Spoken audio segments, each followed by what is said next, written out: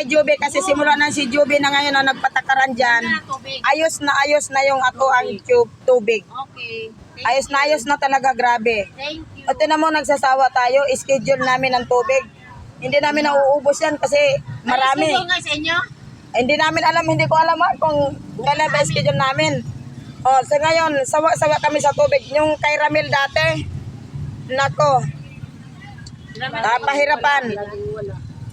Kaya yan nga ang sinasabi ko, nakadepende sa nag-manage. Diba? Totoo naman.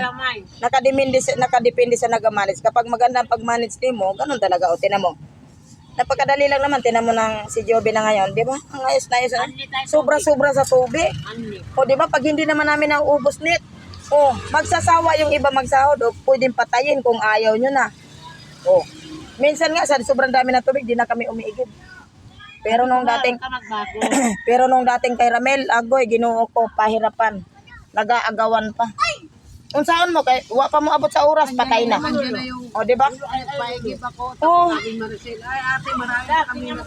Kaya sabi ko, nakapagsabi ako, nakadepende talaga sa nag-manage. Nakadepende sa nag-manage talaga.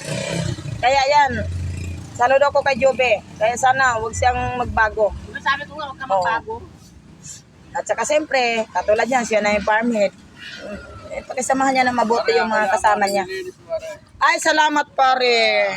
Kaluoy yung tao, nanay kong kumpare. Talaga napakasipag talaga naman ito magwalis. Sabi ko naman, yung natirang 200, binili na namin jumbo. Oo, tama. Yun nga lang, binigay mo doon sa kanya.